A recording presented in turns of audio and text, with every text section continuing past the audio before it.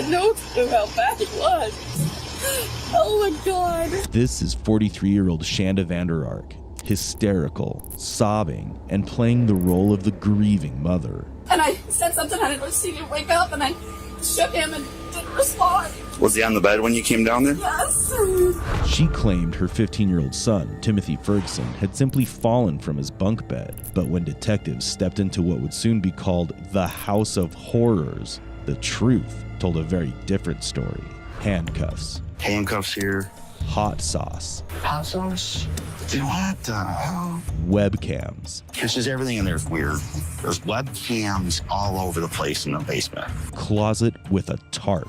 And then the lifeless body of Timothy Ferguson. That's what I hear. He's 50 pounds. His condition eerily mirrored that of another victim, 3-year-old Dakota Collins, but only this time, the orchestrator of such atrocities was his own mother. Evidence was everywhere. And just when it seemed it couldn't get worse, Shanda's eldest son came forward and revealed the sickening truth about what really happened inside that house.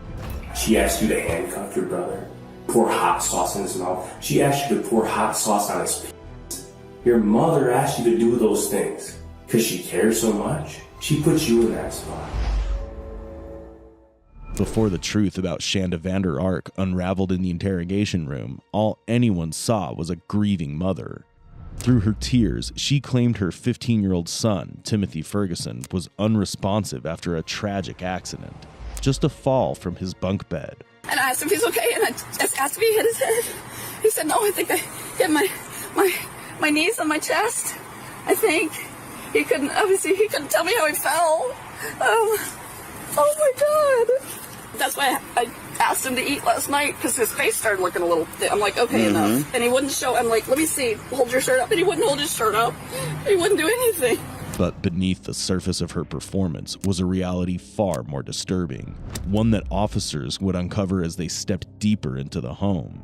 An overwhelming sense of dread settled in when, in the basement, they discovered Timothy's frail, malnourished body, lifeless and broken. His condition was a heartbreaking reflection of months of torment and neglect. What had gone so horribly wrong? The truth surfaced sooner than expected when investigators sat down with Shanda's eldest son, Paul. His interrogation will shed light on the depth of this monstrosity. What he is about to say is graphic and can be overwhelming for some. Viewer discretion is advised. You came down here with Officer Stephens, does that sound right? Yes. How did that kind of all transpire? I don't know how you ended up here. I was, from what I know that my mother had come, I think, down here. Okay. Or something. I think it was something in the corridor. I don't exactly know the full details. Okay. Paul sits curled up in the chair, knees pulled to his chest, like a little kid seeking comfort. This self-soothing posture signals distress, a subconscious attempt to make himself smaller. Unlike a suspect who leans back in defiance, Paul's closed-off position suggests powerlessness. Whether he admits it or not, his body language already reveals the weight of what he knows. So these are your Miranda rights, right? Do you understand that? Yes, sir. Okay. When we talk about, I just jump right into it. Yeah. I know that we talked yesterday, and I know that not everything that we talked about was the truth yesterday. That's okay. Yeah. You don't have to feel bad. You don't have to feel guilty about not telling the truth to me, okay? I want you to just focus on yourself right now and think about what's best for you. Yeah. And let's try to get to the truth of what really happened with your brother, because he deserves that. I mean, there's clearly a lot of messages about stuff that you guys are doing with him, about what he's eating, about restricting his food. How did that all work? Like, what was he allowed to eat? We stopped the food restrictions recently because we had noticed his thin. We wanted to get that back on. We didn't want any of this. We never wanted him to be injured or hurt. Okay. So you stopped the food restriction. When did that kind of happen? Like, ballpark that for me. 2 weeks, approximately. We were hoping that we could get enough where he would be safe, and then we could continue to add it back to where we wouldn't have to worry, and we could. What were the restrictions? We made sure that it was still something that gave him enough calories and everything. It was rice or bread, and like I said last week, he got pizza. Okay. Before Paul even entered the room, detectives had already uncovered something disturbing. Text messages and call recordings that shattered Shanda's carefully crafted image of a grieving mother. But these messages didn't just expose her cruelty, they hinted at Paul's role in the nightmare. And as he makes his first unsettling statement, it reveals a punishment so brutal it left Timothy starving for even a single morsel of food. What were they in place for, like in the first place? Sneaking food over and over and over. Okay. We've tried everything. We were nice. We tried different consequences, but he never listened. What were some of the other types of consequences? Like prior to, like, are we talking like? We did take away his devices. Okay. Because that was also because he wouldn't stay on his school sites and would just go and try and play games or watch YouTube. Okay. But the thing is, he should have been held back so much. Yeah. But he passed all of his final exams. So I don't think it was my stepmother. My stepmother was amazing. Yeah. But I believe it was my father's doing. Okay. This isn't the first time Paul shifts the blame onto his father, and it certainly won't be the last. To fully understand the family dynamic, we need to take a step back and examine the history that led to this tragic moment. Timothy and Paul Ferguson's biological father is Eric Ferguson. After Eric and Shanda Vander Ark's divorce, the boys were thrust into a turbulent environment, exacerbated by their struggles with autism spectrum disorder. Both children required specialized care, and Shanda's ability to provide that care proved to be deeply flawed. Multiple reports to Child Protective Services eventually led to Eric gaining custody of Timothy and Paul between 2009 and 2012. But despite the temporary relief, the boys were returned to Shanda's care, a decision that would set the stage for Timothy's rapid decline. However, there was a time when they lived far away from all the chaos in Oklahoma, where they were cared for by their father and stepfamily, which, according to Paul, was a nightmare. And what is that? You kind of told me about it yesterday, but you said there was some sort of problem that he had that caused that, or? Yeah. I don't honestly know. That's what I've assumed. Okay. Because I'm pretty sure it's been basically his whole life that this has been happening. And it's not just that. He's urinated in places back in Oklahoma, in his closet, dressers, everything. Okay. He's, what type of, like, disorders does he have that you're aware of? I know he has ADHD. I believe he has sensory processing. Okay. I was never there for any sort of autism spectrum test, but from what I've seen, I know that probably was a thing. I also know he was motor and speech impaired. He couldn't run right and talk right. And I think when he was younger, he had to have a surgery on his ears to have tubes put in because he has heightened hearing that was very loud noises could be painful. Oh, okay. So too much. Yeah. The fact is that he could hear my stepmother talking with a friend about going to a movie with the TV when it was on really high volume. Okay. Because one of those sort of pointers. What about you? Do you have any of those sort of things or anything? I have ADHD. Okay. And I think they said I was diagnosed with sensory processing, but from what my mother has told me, that's just no. What is that? I'm not surprised. What's sensory processing? It's basically when you overreact to things way too much. Yeah. And I guess loud noises and things and bright lights are disturbing. For me, there's not really any of that. The only problems I have is when someone's music has a lot of bass drumming in it. Okay. For me, that'll feel like someone's smashing my ribs with a mallet.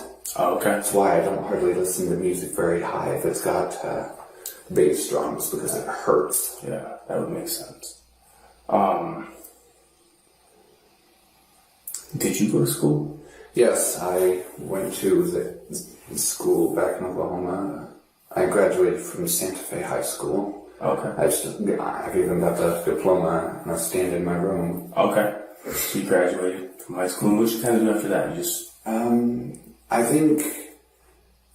know that my father had kicked me out after, in, I think, May 2 years ago or so. So like May of 20? Yeah, and due to COVID, the graduation had been postponed to July. And I managed to get my bio mom's number at that point and was capable of talking to her and telling her how all of this had happened. Yeah. And I also asked some of the things about what Dad had told me, the whole, did you really not care? Right. And from what he told, and I'm pretty sure it's scientifically impossible that she had her tubes undone for Gabriel, which, from what I'm guessing, that's an impossibility, isn't it? Oh, okay. So he's a miracle. He's a little miracle child. Fair enough. He's a blessing to this world. Yeah. Does your mom feel like that? Certainly. That he's a blessing. Of course. Yeah. She loves him so much. Yeah. She loved every single one of us, but my dad's controllish, freaky nature was just... He didn't want her having any contact and screwing all of his control up. Okay. It's only been a few minutes, and one thing is already painfully clear. Paul resents his father, but despite his hostility toward Eric, Paul still seems to favor his mother. However, to Shanda, there was only one child who truly mattered. Her so-called miracle child, Gabriel.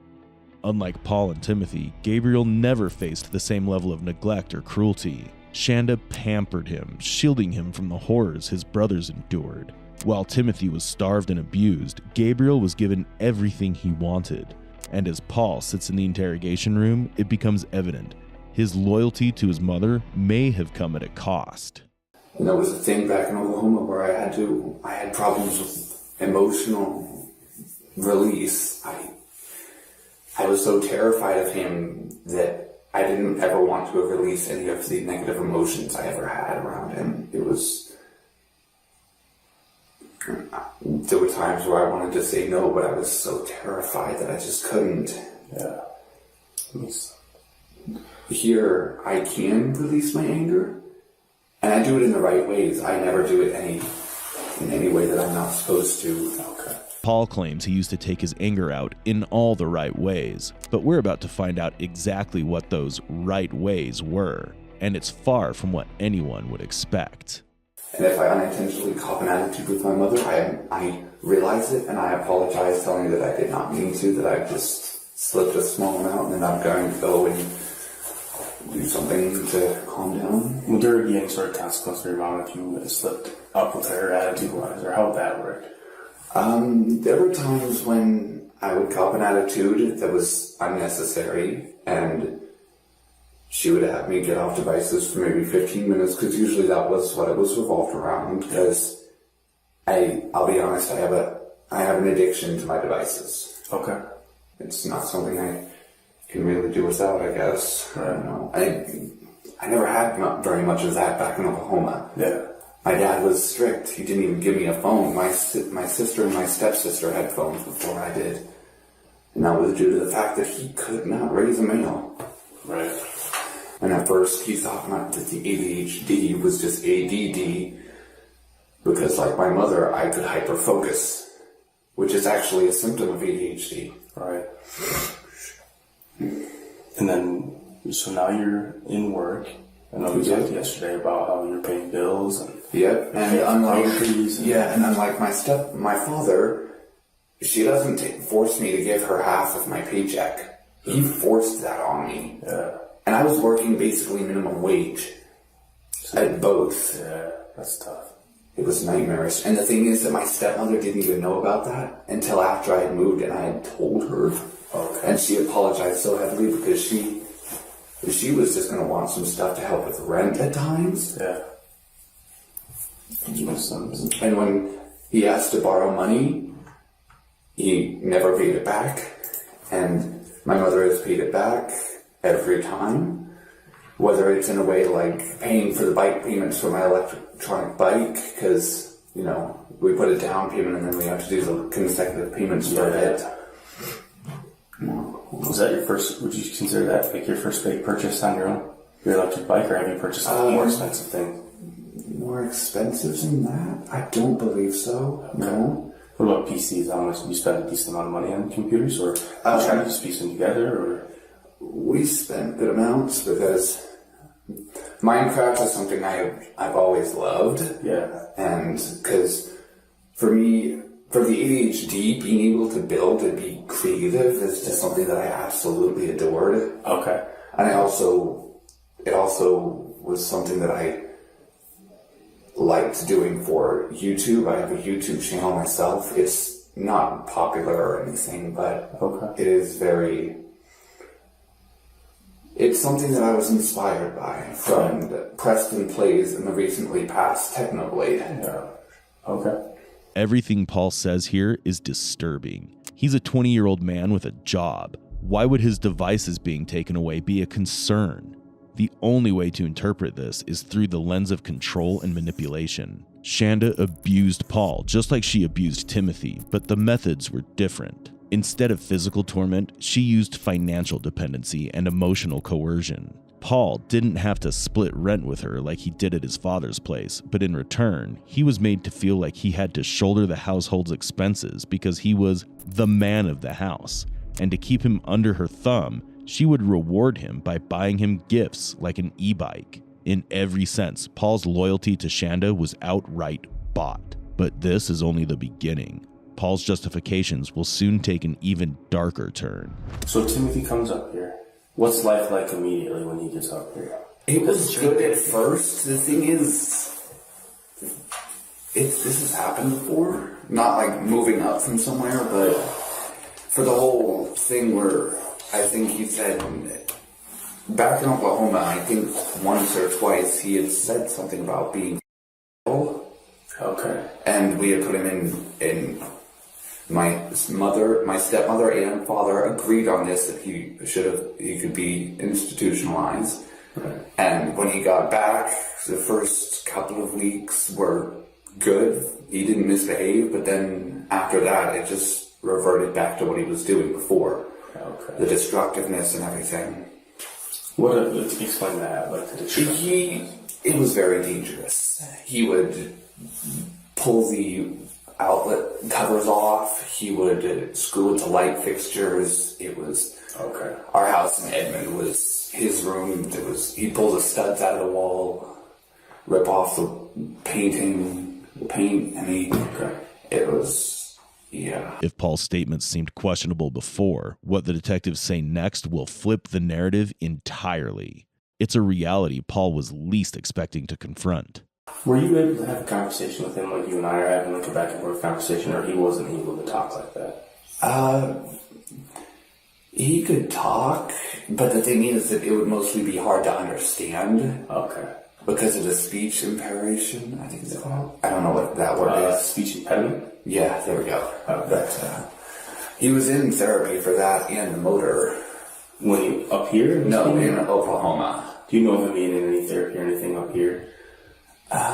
No. Okay. Do you know if you ever went to the doctor at all? Here?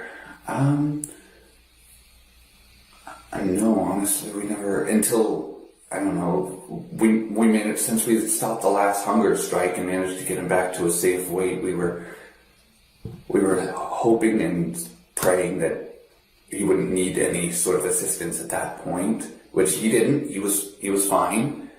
But then this whole ordeal happened, and right. I honestly feel like we should have taken him to the doctor sooner. We could have done something, but with all this that has happened, it's just... Yeah. How long ago do you think you probably should have taken him to the doctor? Honestly, if I'm going to be honest, I'd say the day after the divorce. We got the message about the divorce. And the thing is that my mother can't even face my father right now. She doesn't want to call him because the one thing that she and I both know is that he's going to hurl every ounce of blame that he can at her. Right. So when was that divorce? I think it was exactly a week ago today or tomorrow. Something like that. So about a week ago. He's got a... Yeah, I saw on your phone that you had sent a couple pictures to your mom. Yes. Pretty skinny, and you said, hey, he's nothing but skin. Yeah, I was very concerned. It just... Yeah. Yeah, what do you think then maybe would have been a good time to take him to the doctor, or? Yeah, honestly, that probably would have been one too.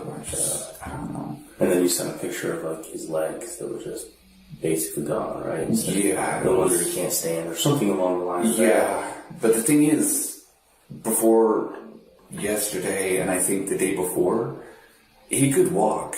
Yeah.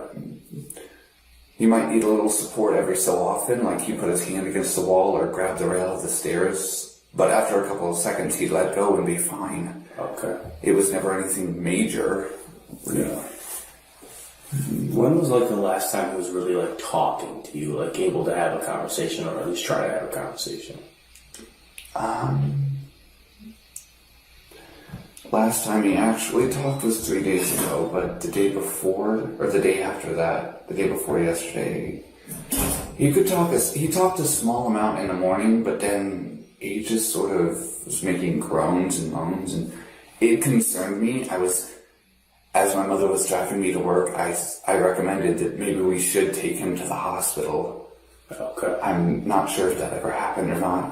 What did she say about that when you made that recommendation? I don't know. I think after that, I think that was like as I was getting out of the car and shutting the door. So we're talking. So today's the 7th. Yesterday, the 6th. What day are we talking like the last time he was really kind of talking outside in the morning? The 5th. He talked some in the morning. He was responsive. Yeah. That much I know. What's the deal with the photograph in the bathtub of his face? Like zoomed in on his face. He'd been taking a bath. Okay. And I went in there to check on him at one point, and he's just kind of laying there. I'm like, "Bud, you okay?" He didn't respond, but he was looking around, and he was breathing. I know that much. Yeah. So. Okay. So at that time, but he wasn't talking at that time? No, and it started to concern me. I'm not sure if I texted Mama about it or not. Well, you sent a picture to her. Yeah, I probably should have said something about the ER at that point, though. Well, certainly it's so stupid. You have to think about it like this, right?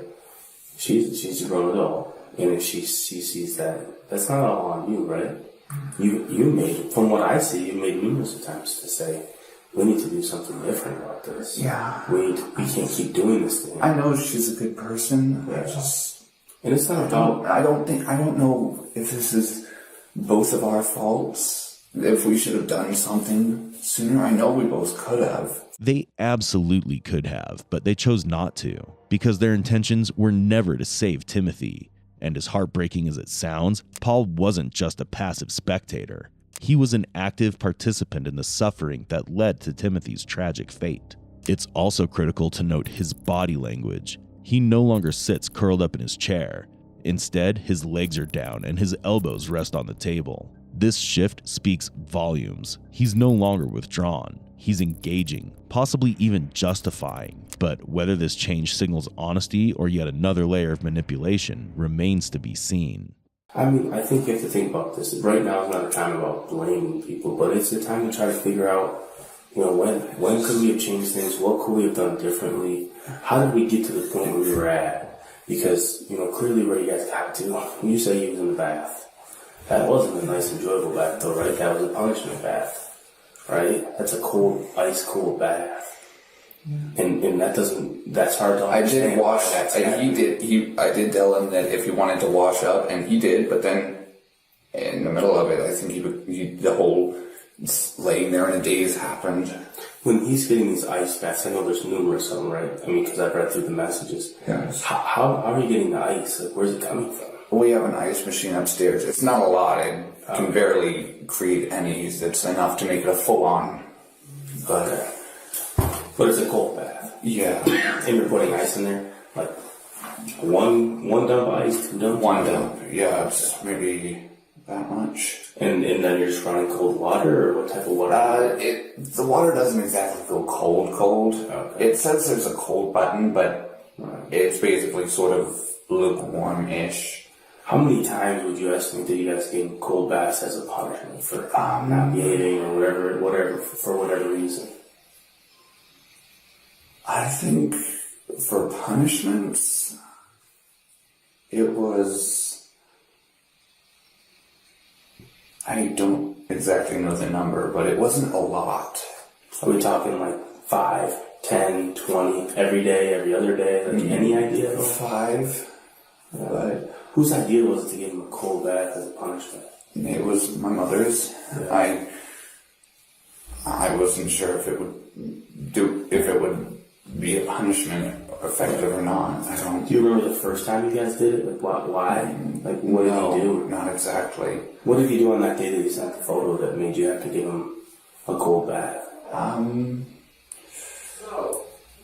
I think it was that he not only peed but also pooped in bed, and my mother wasn't too happy because it absolutely reeked. Yeah. And when we talk about bed, I understand we've been to the house and we've been through all the messages. Yeah. Where did you sleep most of the nights? In that closet? Yes. When did that kind of start happening? Or had he always been staying there? No, he hadn't always. Okay. But the thing was, the loft bed, if you've noticed, just screws and stuff, that was his doing. Okay. And we couldn't get it safely back. Yeah. So, he should sleep in the closet? Yes. We made sure that it was cleaned. He had a mattress in there, but then he decided to rip off the cover, like a sort of plastic cover we'd put on there to keep it from getting smelly and disgusting. We always wanted what's best for him. And this was what they thought was the best for Timothy. So you guys decide to move him into the closet. There's an alarm on the door. What's that for? When he would try and sneak, because if you notice, there was also one on the garage door. That was also because, there's some food in there that he would try and sneak. Right. And it wasn't just that he was hungry at some points for those. It was that he wanted something sweet. And at times he would be taking stuff that was going to have plans for actual food. Yeah, I agree. I see exactly what you're saying. And I don't know about the whole, just bread at some points, but we did start giving him actual better food. Paul's audacity is both baffling and infuriating. If they were truly providing Timothy with better food, then a 15-year-old wouldn't have been reduced to just 69 pounds. But it wasn't just food that Timothy was deprived of, because where he was forced to sleep reveals an even darker level of cruelty. And at the center of it all was the one person that was meant to protect him, his own mother. When you talk about the bedroom being moved into that closet, is that your idea or was that your mom's idea? That was my mother's. Yes. And so how long do you think he was staying in that closet for? Couple of weeks maybe. Okay. I think we truly had started activating the alarm on the door every night after we had found that he would sneak out and get back up on. Yeah. Which was loft bed. Where, like I said, that thing was dangerous at that point because he had been screwing around with the bolts and screws, and at any point it could have given way and he could have gotten seriously injured. Right, yeah. So if he moves into there, there's the tarp in there. Is that just to prevent? What is that for? That was after I think we had gone to like 3 plastic covers that he had shredded. Yeah. Before we decided to put down the tarp.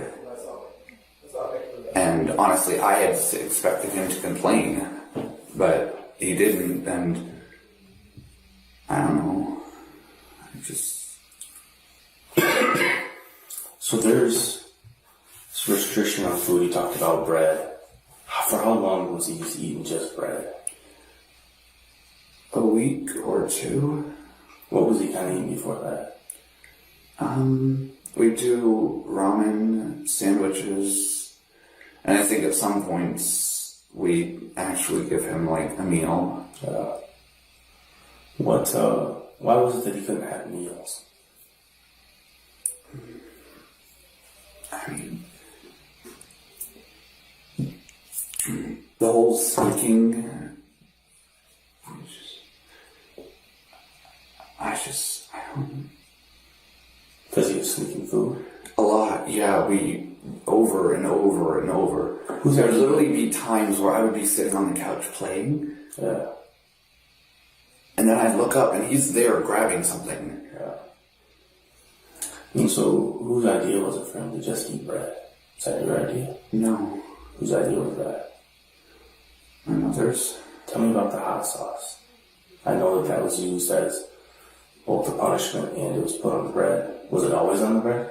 Not always, no. But the thing is, it still hardly did anything for him.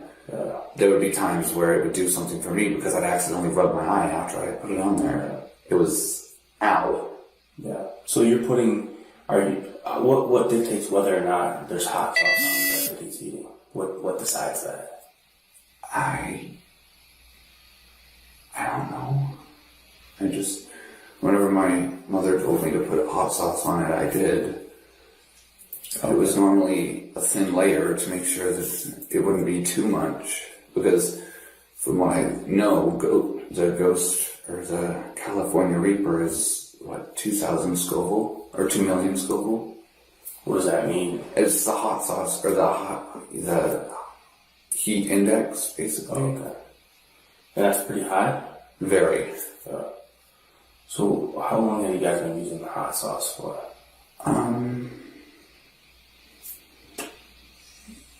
Almost a month, maybe. Okay. And was that only on bread, or was that on other stuff too? I think one time we put it in some rice. Okay. But after that, I don't think we did that again. What was it used for, right? Because you're giving him bread as a meal. What's the purpose of the hot sauce? I know it was punishment, but honestly, I don't think it was that useful because, like I said, he had no feeling in his tongue. He totally bit a hole in it at one point and didn't even feel it. Was he eating this bread with the hot sauce, or was he? Yeah, he was. Is that really the only things he had to eat those days, or would he get other things to eat?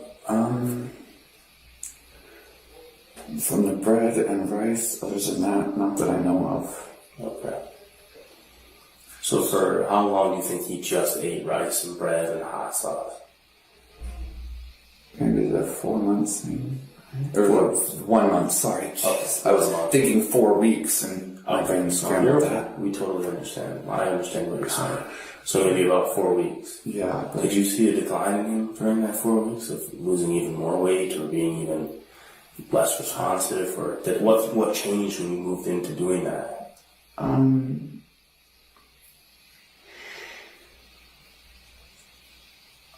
I think it was that there would be times where it would take him a moment to respond. At first I thought it was just him acting, but then I was getting concerned.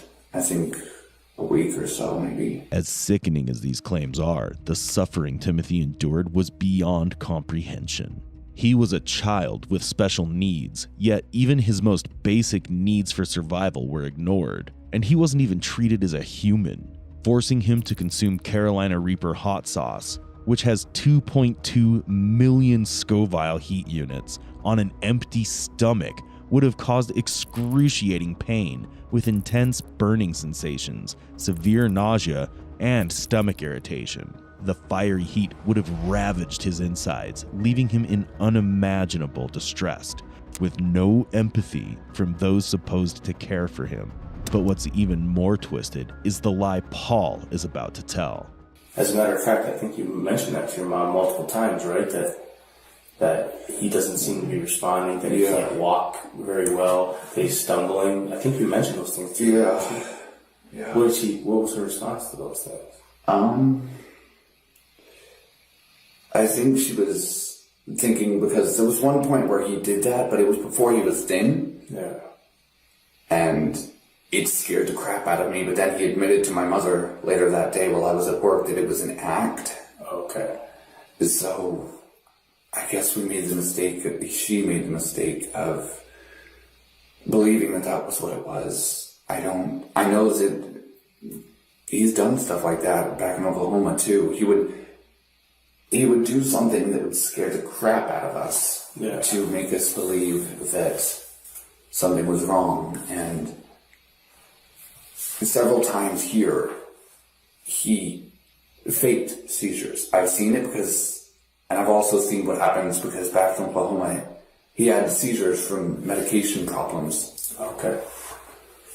But yeah, I know that I can tell the difference. And at one point, Gabriel had just barely walked back into Mom and Adam's room when he tried it again. Had Gabriel been there, he would have been even more terrified than he already was, because like we said, he was there for the stroke and the seizures, so. Yeah. The hot sauce. Whose idea was it to get hot sauce as punishment?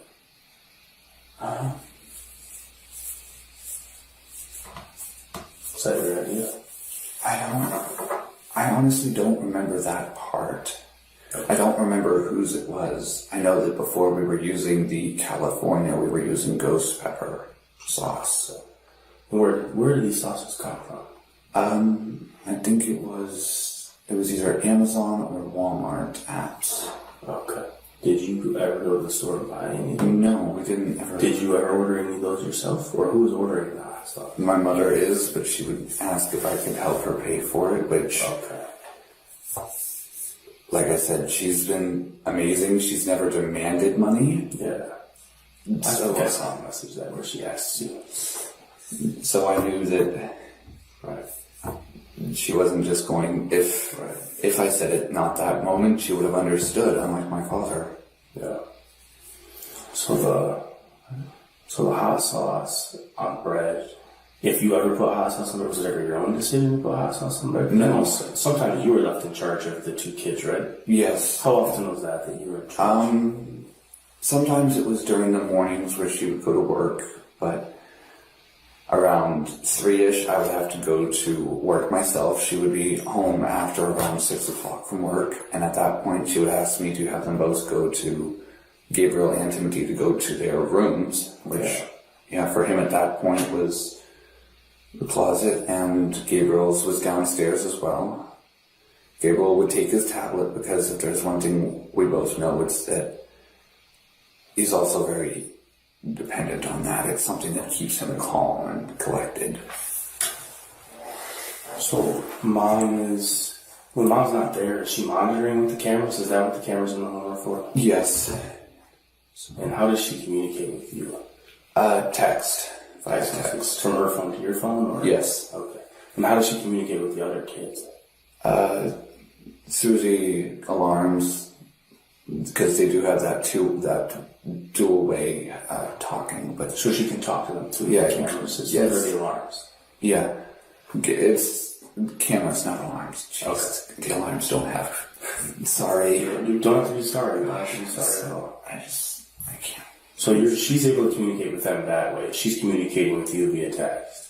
Yes, Timothy doesn't have anything to text with. He does, but I don't think, because we couldn't trust him on devices, so we couldn't exactly. This wasn't about trust. It was about control. Moreover, Paul's claims of Timmy faking seizures isn't just ridiculous, it's cruel. Seizures aren't something you can turn on and off like a performance. They're a neurological crisis and not a tantrum. But instead of getting him the help he desperately needed, his own mother and brother turned his suffering into entertainment. So you have her kind of monitoring everything? I do sometimes at some points, yes. I will log into the cameras and make sure that I don't have Gabriel's app, because normally before I leave, he's upstairs in her room. He's been like that for a while. Timothy's or Gabriel's? I don't know about that one, honestly. Do you know what app was Timothy's? The one for his room, I think Mama had that one. I know that when we talked yesterday in front of your mom, she was lying about some stuff, right? I know that she's a good person. I'm not doubting that at all. Yeah, we never wanted any of this. But you also know, just like I know, that some of the things that she was talking was about weren't the truth, right? She said she didn't know there was a camera in the bathroom. But the fact of the matter, she asked you to put the camera in the bathroom, right? Didn't she send you a text message that says, make sure that the camera's in there, and curtain down so I can see him. Didn't she ask you that the day before he passed away? Yeah. So we talked about some of that stuff. Remember how during the conversation I said, I know what this pepper's for. It's for punishment. And what did she say? She said, oh, I didn't know anything about that. Right? Why do you think she's saying those things? Why do you think she doesn't want to appear like a bad person. She doesn't want to be the bad guy in this. We never wanted any of this. We want him to be healthy. I know that for a fact. We should have been so much. I should have at least put my foot down on something. Right. But it's not that I'm afraid of her. I can't fear her because she's not the type to instill fear. Yeah. I don't know if that's also what caused him to sometimes lie about things as well. Was that he still had this fear of Dad, and then he thought she would be the same. Yeah. That could very well be the case. She's nothing like him. That much I know. She's like. Paul's statements about his mother expose a deeply disturbing pattern, one that's common among those raised in abusive households. Abusers rarely see themselves as villains. Instead, they twist reality, convincing themselves that their actions were justified, even acts of cruelty disguised as love. And for victims raised in this cycle, the line between love and abuse becomes so blurred that they often repeat the very horrors they once endured. Unfortunately for Paul, he fails to realize the damage Shanda has done to their family. And worse, he's about to continue her legacy in the most horrifying way. But she knows that you shouldn't be using hot sauce as a punishment, right? She knows better than that. And you know better than that too, right? Yeah. I think that anybody with some common sense knows that hot sauce is not something used to punish a child for eating food that they're not supposed to eat, or for disrespect, or for not following orders. We know those things aren't okay. I know that. We've tried so many different things. We just were running out of options of trying to find a punishment that would actually work. And even that did nothing. Right. And we still kept trying though. I don't know why. So you have the hot sauce. Tell me about the handcuffs. I know that, once again, she took no blame for that, right? And who did she put it all on? She put it all on you. She said that was your idea, and that those were yours, and that you did those things. But I think that's not the truth from what I read on here. What's the real truth on that? We would have him against the wall at some points, and he would try to move. And at one point, we'd actually put motion sensors on him to stop that. But on him himself? Yeah, like they were they would sense any sort of vibrations. Yeah. But the thing is that he'd learned to trick them by moving so slow, or they'd be on his door and they'd be moving so slow that it wouldn't set off, so you'd get away with stuff. Okay.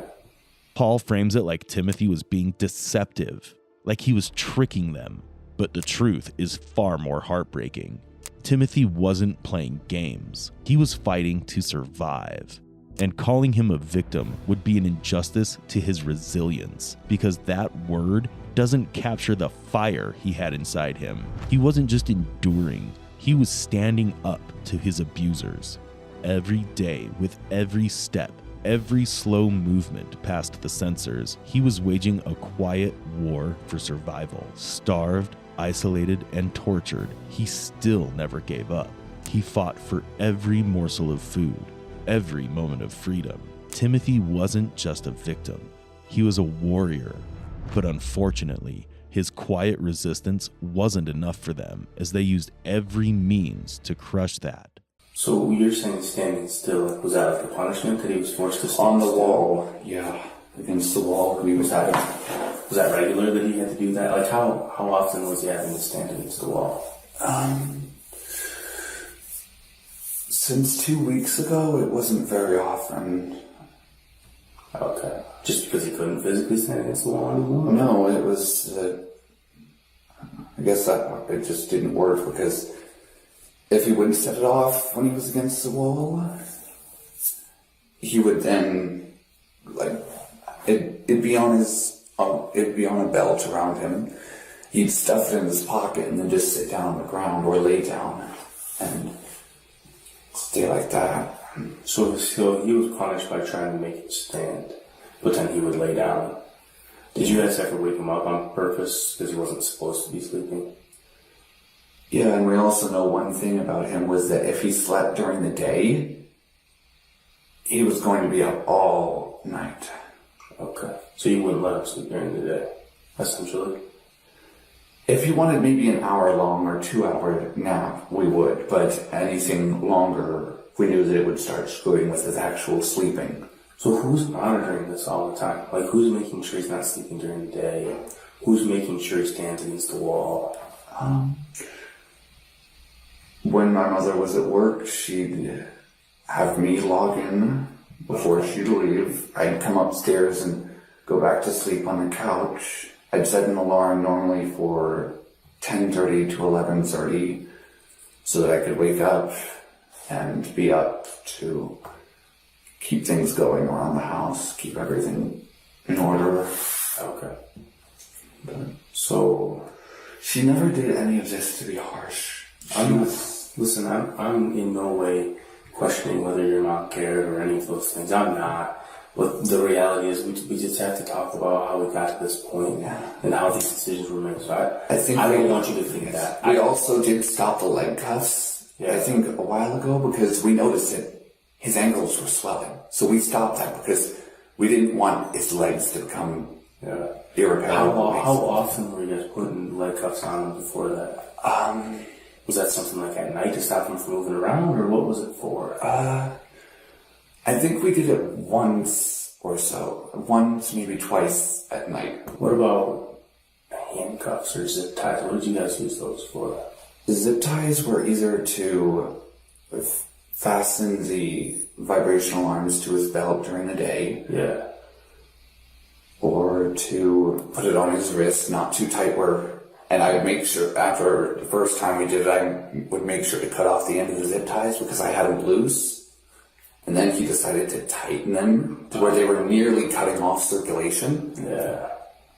So after that point, I myself, when I was told to put him into the zip ties, I'd grab a pair of scissors and snip off the ends to make sure that he couldn't tighten it to where it was cutting anything off. Were you guys ever zip tying his hands together? His hands, I think we did once when we had a pair of them the zip cuffs. Okay. But again, I cut those off to make sure that he wouldn't tighten them. Yeah, because what was that for? Why would you use those on him? Normally we have him do this. It was something that I'm not sure if it was my father or my mother back when they were together. But when we were put in timeout, we'd be told to do this. And so sometimes, though, he'd try and do stuff like this, or just try and put his hands down or down by his sides. So we do that to keep them. Okay. Yeah. How long do you think you had those on for?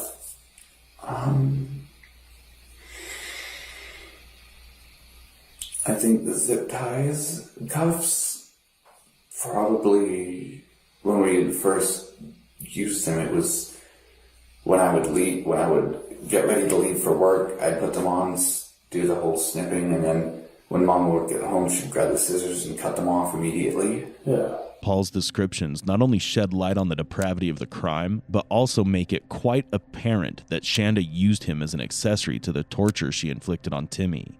And with much ease, Paul will also now reveal what exactly happened the night before Timmy died. How long are we talking? Is this for a couple hours, 8 hours, 10 hours? Normally the maximum was 3. Okay.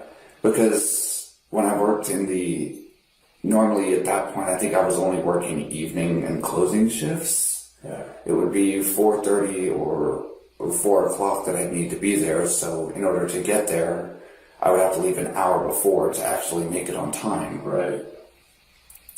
But, and we'd put the vibrational arms on there, but then again, we stopped that after the zip ties because with the chains or the chain parts of the cuffs, I think they would rattle to where if you tried to move, it would still set them off even with the whole slowness. Yeah. Tell me about the night before. I know that you said you got home at 2. Yeah. Let's talk about kind of what really happened that night. Because I know that... I did take my meds. He was in his room. I didn't think to check. I should have, though. I should have made sure he was at least okay, that he was breathing. He could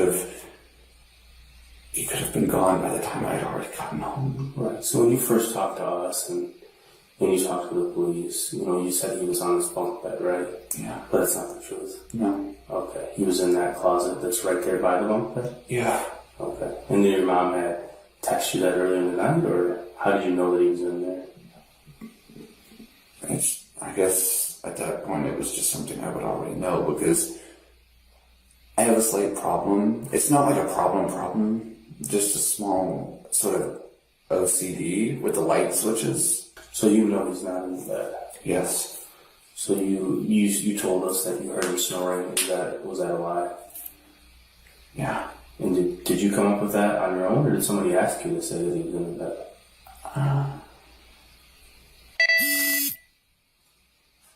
It's okay. I know. It's okay. I feel so guilty, like I could have done something at any point in this. But you're not. You're his brother. And you have a mother that's telling you what to do. And so, I understand why you feel the way that you do, but at the same time, you have to look at, you think that your mother's telling you to do what's best for him, right? That's what you've been telling me since you came in here. And I know she wants what's best for all of us. So, I'm back to my question. Did somebody ask you to say that he was in the bunk bed? I came up with that on my own because I didn't want... I feel so guilty. You came up with that on your own? Yeah, because... So tell me what really happened in the morning then, because obviously what was told to us wasn't the truth. What really happened? When somebody found him, or... I woke up and I had been grabbing my shoes, and it was at that point that it basically all played out like we said. The whole morning thing was exact. He wasn't breathing in the closet. It was the closet, though. We had to get him out of the closet to try and resuscitate. So it's you and your mother that tried to get him out of the closet? We did get him out. Okay. And we tried to resuscitate. Who noticed him first? You or my mother? Okay. Did she have asked you via text to check on him on the way up? That's not what happened. She said, "Hey, can you check on him on your way upstairs?" Do you remember that text message at all? No. Okay. There might have been one that I didn't see, but... Okay. So you guys pull him out of the closet. We tried to resuscitate him. We gave him rescue breaths. His breath smelled horrible. I thought maybe he might have still been capable of being resuscitated because his mouth was still wet. Yeah.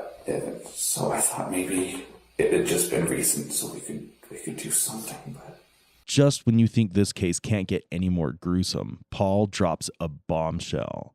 So when you guys pull him out of the closet, does he have clothes on at that point, or is he in a diaper, or what's that state? He had a shirt. I think we had put him in pants, or sweatpants, but I don't know, maybe some point in the night he took them off. I don't know about When you say we, you weren't there though when he went to bed, right? No. So how would you know if we put him in sweatpants? You see what I'm saying? Yeah. So do you know if he had pants on or not when he went to bed? No, honestly. But he didn't have them when we got him out. He had the diaper on, at least. So he has the diaper on. You're saying that he has a shirt on? What shirt did he have on? The very same sweatshirt that we found him in. Because obviously we didn't want him to get cold. Or I don't think Mama wanted him to get cold. I'm pretty sure she texted me about that. I'm not sure. Okay. So you guys pull him out. Does he have pants on or no pants on? None, no. And when we get there, he has pants on? Yeah, she had me put them on. She asked you to put pants on?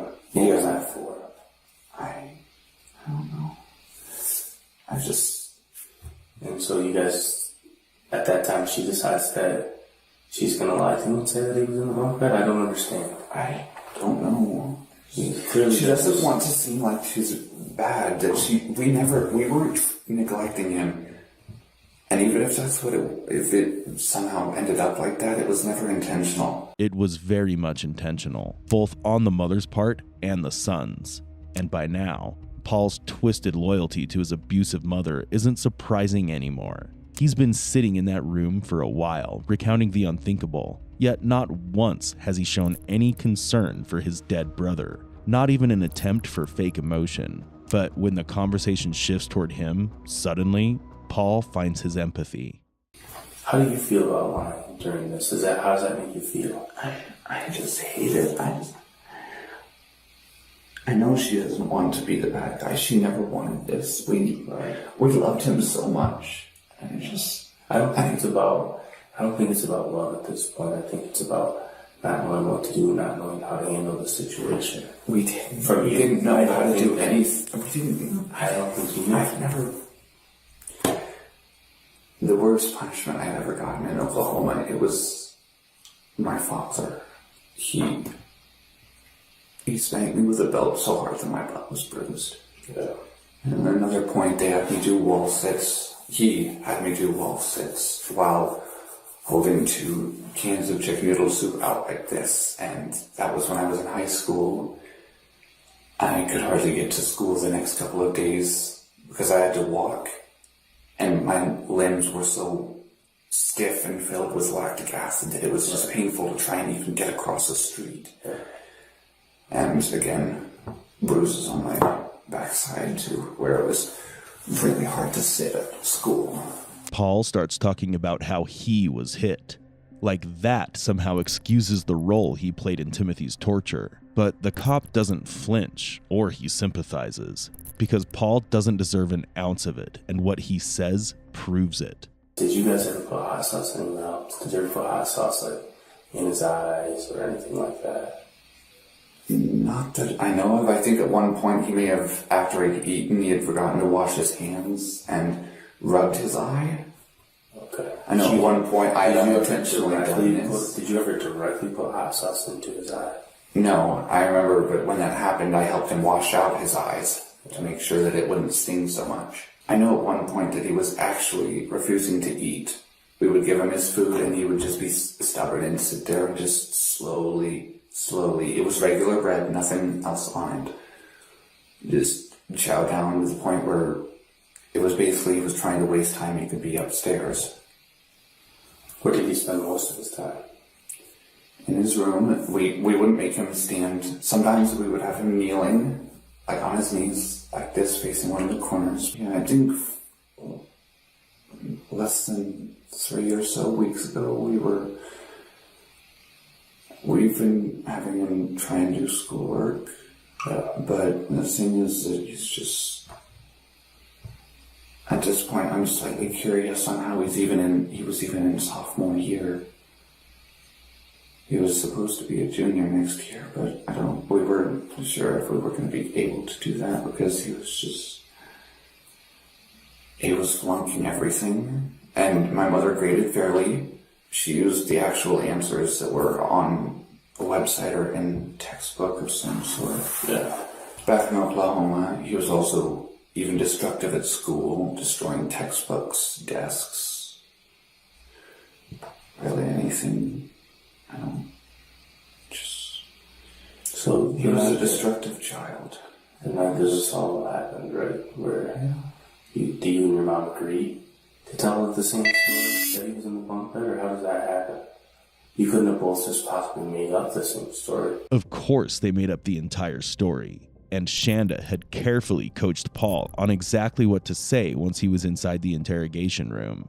He'd lived his whole life under her control with no real sense of identity. Paul seems oblivious to the weight of his actions, the guilt practically echoing off the walls. But what the detective says next shatters everything he rehearsed with Shanda. She told you what to say. Because why? Did she tell you why? Does it look bad for you guys? It's not just that. We loved him. Can I ask you this, like straight up?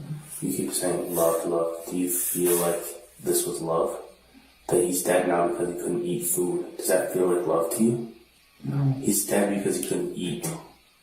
No. And I don't know anybody that thinks that's love. What I think's happening is your mom's convinced you that she's this perfect person, and she's asking you to do all these things that are literally killing your brother. I know she's not perfect. How is that love? How is love How is love ice baths? How is love handcuffing, and how is love restricting movement, and how is love hot sauce in the mouth and only eating bread with? What if you only got to eat bread? How would you feel? What if you only got to eat bread with hot sauce? Would you eat? No. You're pretty skinny already. It wouldn't take you long. This is my natural weight. I have an overactive metabolism. But it wouldn't take you long to be very much skin and bones if all you got to eat was bread and hot sauce, because how could you eat it? And how could you feel good about eating it? Was he throwing up stuff that he was eating? Forcefully, he would force himself to get it back up. When? Like recently, in the last couple of weeks? Yeah, he would force himself, honestly. You ever think it's because maybe it was painful? It's hot sauce. It's not like that just goes away. Did you ever complain about pain, stomach pain, pain from using the bathroom? Not that I know of, no. I do know that my mother, she's not perfect, but she's not a bad person. Do you know, can I ask you this? Do you know of any good people who starved their child to death? Tell me of one that you know. Tell me of one that you know. That's a child who has a lot of problems, right? That's not a child that's taking care of themselves. They can't take care of themselves because you guys are restricting where he can go and what he can do. And if he does something wrong, you're punishing him by giving him ice baths and hot sauce and only feeding him bread. How is that? How is that a loving person? How is that a loving mother? You know what that sounds like to me? And honestly, the worst mother I've ever met in my entire life. That's what it sounds like to me. I know. But she's not. Maybe she wasn't to you. Maybe she was a good mother to you. And maybe she wasn't to Gabriel. Sounds like she's a very good mother to Gabriel. But to one of the three children, she didn't care. You can say it if you want. She starved him to death because he wouldn't stop taking food. Well, maybe he's taking food because he wants to live. Have you ever thought about that? Yes. Maybe he's stealing food so that he can survive. He's dead because he didn't get food. How knows that? Well, that's not anybody's fault but your mother's. And you can try to take some of the blame if you want, but it's her fault, because every single time I see a message in here, it's her telling you what to do. And she put you right in the middle of this. She put you right in the middle of this where it looks like some of the stuff's your idea. And it actually looks like in some of these things that you kind of enjoy it. That you kind of enjoy punishing him for doing wrong things. What happened inside the Ferguson household was not a single moment of madness. It was a calculated, prolonged nightmare, buried beneath fake smiles, digital lies, and the facade of family. Psychologists call it the bystander effect, when individuals remain passive, assuming someone else will take action. In a group like this, it's easy to disappear, to follow rather than lead, especially when the lines between right and wrong begin to blur. But it doesn't stop there. What we may be seeing is mob mentality in action, a psychological phenomenon where people lose their sense of personal responsibility when swept up in a crowd. Add to that the concept of de-individuation, where anonymity within the group dilutes guilt, and suddenly, someone like Paul becomes capable of things he might never do alone. However, we can never really pinpoint what really went wrong in his psyche because his statements keep getting more disturbing than the last. Do you feel like you kind of enjoyed punishing him for that stuff? No. Maybe not that he was in pain, but that you were in charge and you got to tell him, you can't do that, go do this, this is your punishment. Did you like some of that stuff? No. Did she like some of that stuff? No. How come you guys are laughing and joking about it sometimes with smiley faces and like... If it's the upside down smiley face, Yeah, what's that mean? it's the opposite of happiness. Okay. It means that I'm really angry, Okay. and she's kept me calm, like I said. Because he made you mad a lot, right? It sounds like he made you mad a lot. But when you look back on it, do you think he really could control it? Clearly he needed help. He didn't need punishment. He needed some help. He couldn't make those decisions or do those things on his own. You saw it over and over and over and over again, right? What was your mother's choice? Her choice was more punishment, less food. More punishment. The only food you get is bread And the only bread you get sometimes is with the hottest hot sauce that we can find. That's all you get to eat. There's no way that you can look at yourself and think that's okay. And that your mom's good for that. She was doing what's best for him. How could that be best for him? Why couldn't it be a piece of chicken that's cooked? Why couldn't he eat that? Why does it have to be bread with hot sauce? It's not about punishment. You need food to survive. You need food to live. He didn't get to live because of that. Because of what you guys did. And I'm sitting here talking to you because I think that way more of it has to do with your mom than you. I don't think that you're this bad person that was out here doing these things. But you're also still not telling me the whole truth about what happened that night. About the night that he ended up dead. That there's more to that story. How do you feel about living a life where you hid that your brother wasn't eating from society? That you hid that your brother was dying? How do you feel about that? I hate myself, okay? If I could take his place right now, if I could give him back his life, I'd do it in a dadgum heartbeat. Timothy would take advantage of that situation. We were all stressed. And he would take advantage of that. Anything he can find to take advantage of. Almost his entire life, except for, I think when he was still a baby. He would find some way to take advantage of whatever he can. And she wanted him to sleep in the tub. That's what I read. Did that happen? Did he sleep in the tub? No. He didn't? No. He didn't die in that bathtub and you guys dragged him into that closet and waited for the morning to call the police? That's not what happened. No. It's not. Do you think she did that? Do you think that message is just a little bit suspicious? That she sends you at just about midnight that says, he's in the closet, I had to drag him in there. You don't think he was already dying or dead at that point? I was working. I didn't read that message until basically I'd gotten home. But do you think she sent that for a reason? Why would she send that? I don't know.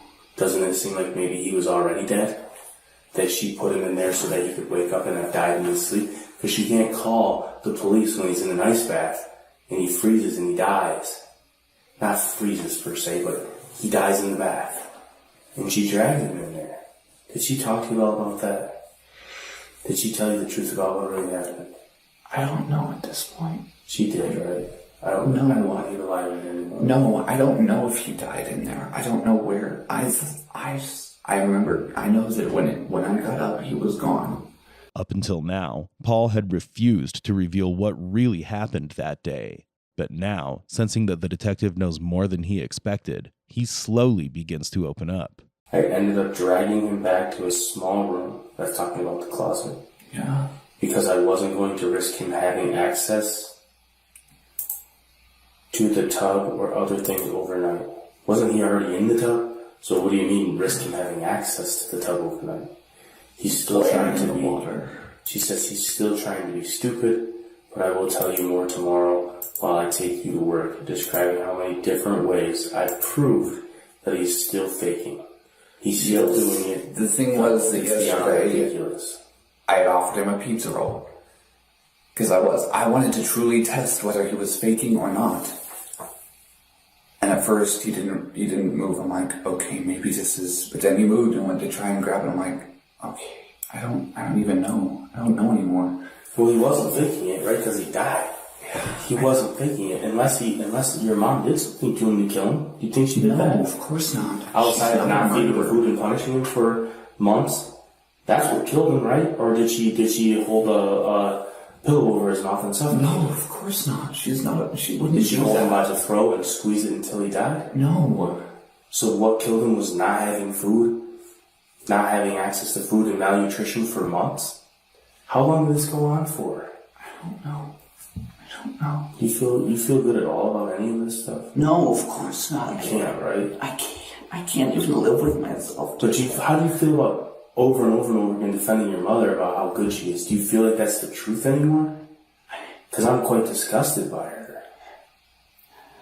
I'm disgusted by her. She never wanted this. Then how smart is your mom? She's incredibly intelligent. Magna cum laude. Right. Have you ever thought about that? Have you ever thought, how can a woman that's this smart, this intelligent, graduate from law school. How could she not know what's happening?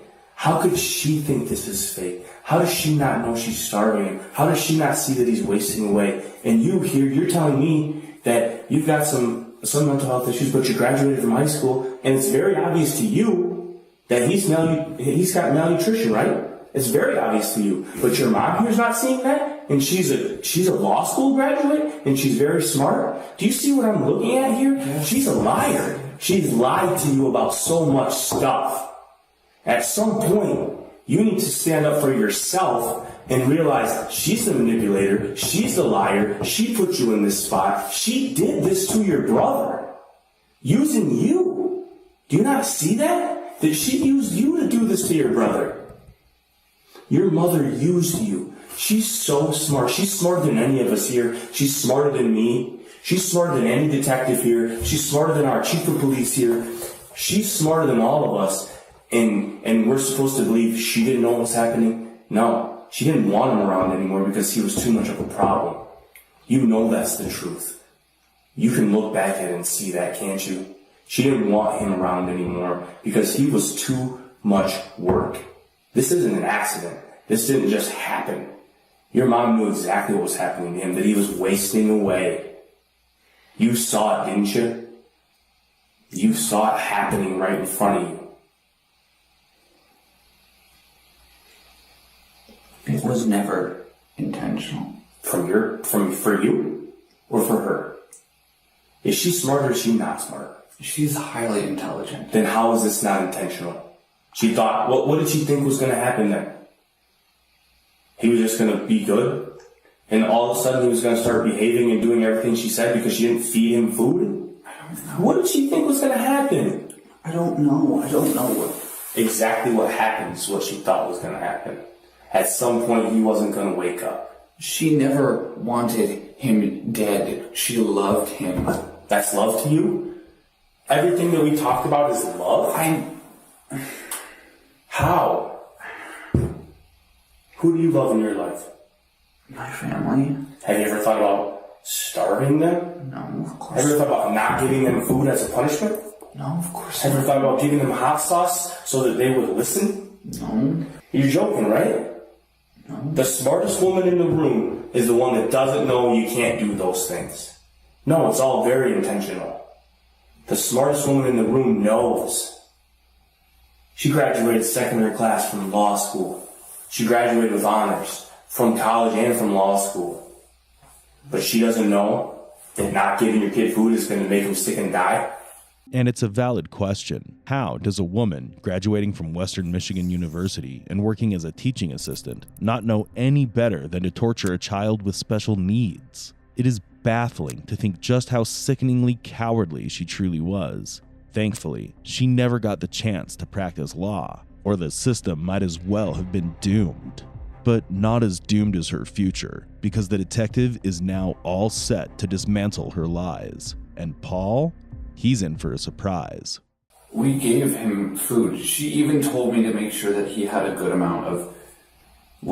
She would tell me on random days. They were never consecutive, I don't believe, for the hot sauce punishment. But other than that, it was always bread and rice. At one point, she even asked me to put some broth. I think that she wanted chicken, but we didn't have any, so I used beef for some rice.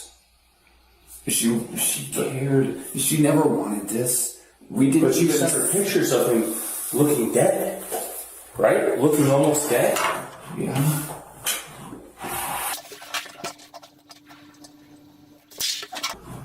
When was that? That's your brother. Yeah. That's June 13th, less than a month ago. You sent this picture to her and you said, he's looking like a skeleton. We need to give him more food. But you guys didn't give him more food over the next couple weeks. You guys gave him less and more punishment and less bread and more bread with hot sauce. That's what really happened. You reached out to her and said, this is scary looking, right? You probably thought, he can barely walk. You sent a picture of his legs, right? You sent this picture of his legs to your mother. Right here. You sent this to her. And what'd you say? Something along the lines of, no wonder he can barely stand up or walk. Look at that. And your mother, being smart and intelligent and the smartest woman in the room, she didn't do anything about that? Didn't think about taking him to the doctor? Didn't think about, we have to give him some more food, like, seriously now? Instead, what do you think she did? She gave him less and more punishment. Until what? He ends up dead. And what did she tell the police? He was always wearing baggy clothes, so I didn't notice anything until last night. Another just blatant lie.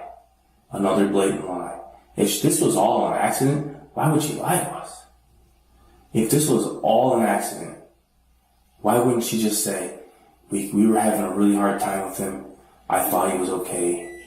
No, she knows that he looked like this. That he looked like this. Look at his face right there. That's not who your brother looked like, is it? No. He didn't look like that. Does that look like it? That looks like somebody in a casket that you see at a funeral. That's what that looks like.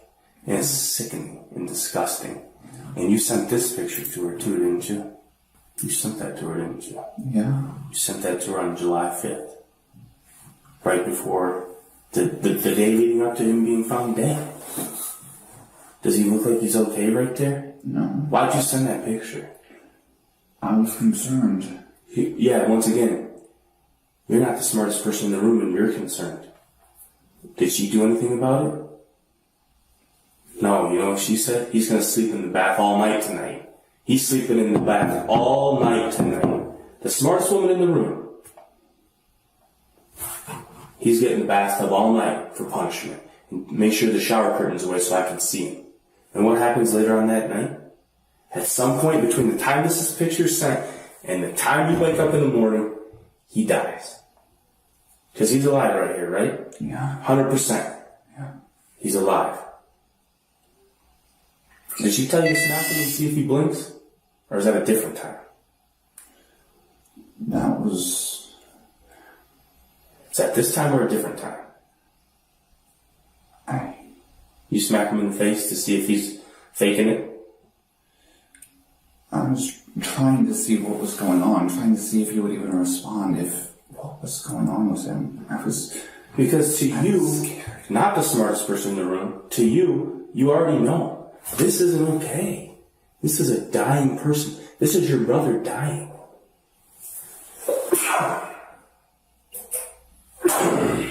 Sorry about that. This is your brother. And he's almost dead. Another thing, and so she I kept setting him up. Yeah. And I would come back a little later and I would notice that he actually had moved himself back down. I wasn't sure if it was intentional or if he was trying to clear up his airway maybe. But just move it. Well, what is that supposed to mean? Well, he must be okay because he moved a little bit? That's where we're at? I wasn't He's sure about so far gone that you're like questioning if he moves a little bit, he must be okay? Come on. I wasn't sure. Where did that stuff come from? Where did that come from? Didn't your mother send you messages that said, I saw him move? I saw him. Did she send that to you? Yes. Then what does that mean to her? That it's fake? Is this fake to you? No. Is your brother lying on the floor dead? Is that fake to you? No. You know who it didn't matter to at all? You know who I didn't see shed a single tear the whole day I was there? Your mom. Did you see her cry a real tear? Yes. I saw a whole bunch of fake. You know what my job is to see? Fake. You know what I saw a whole bunch of?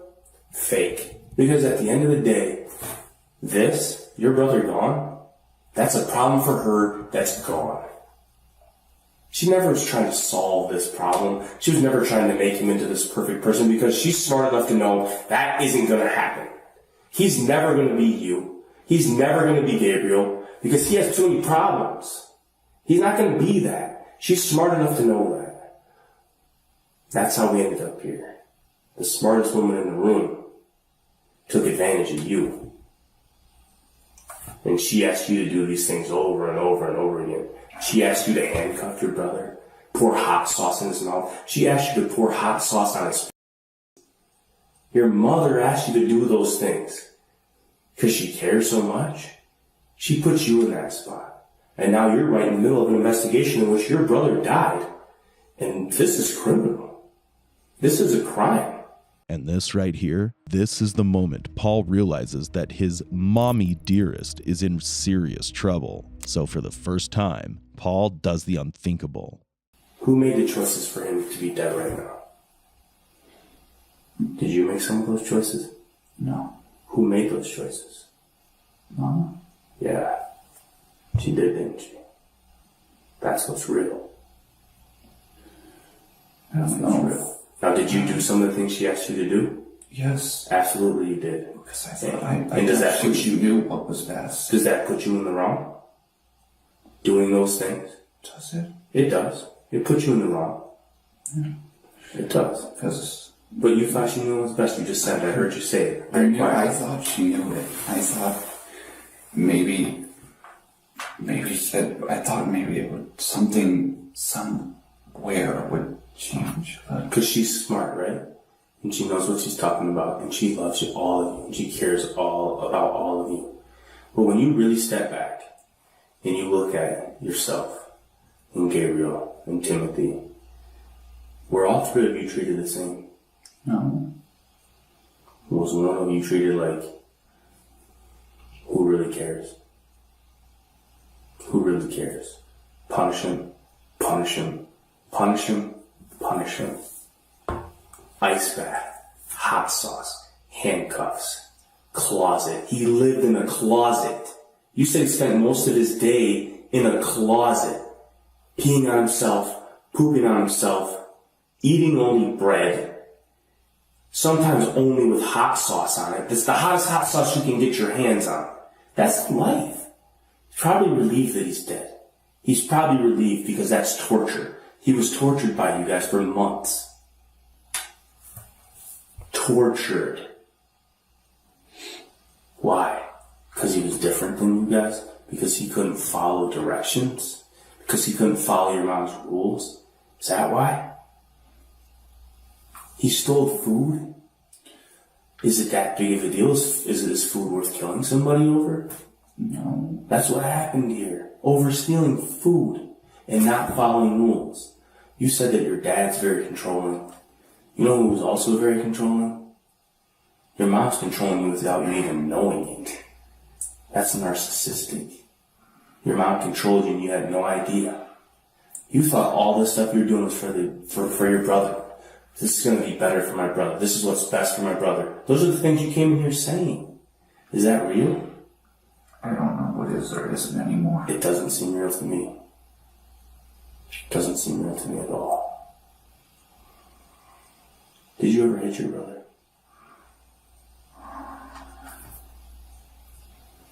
I did. Yeah. But every time I would come back, I would apologize. The bruises on him were not me. I know that much.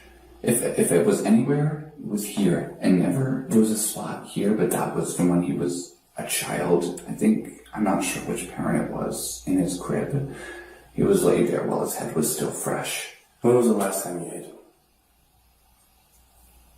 Probably the 5th when I was trying to see if he would respond.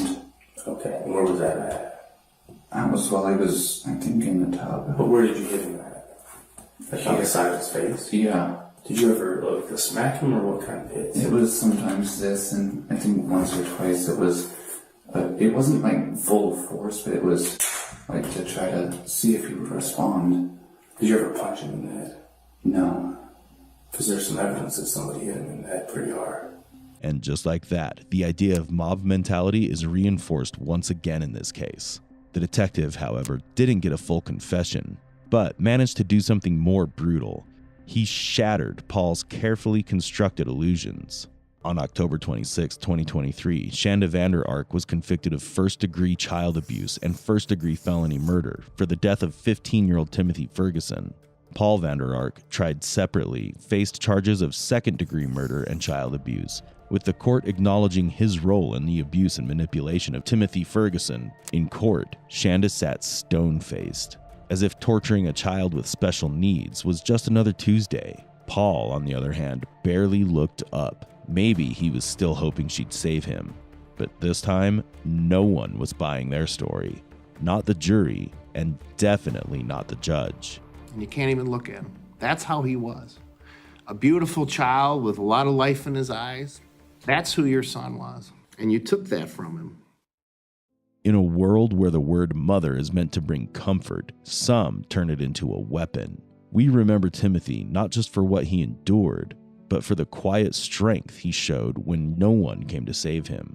For every Shanda Vander Ark and Michelle Martins, there's a Miriam Rodriguez, a Marion Bachmeyer, women who remind us what justice looks like when the system is silent. Paul may have been a victim once, but somewhere along the line, he stopped surviving and started becoming the echo of every abuse he once feared. Shanda destroyed one son, and she raised another to follow her lead.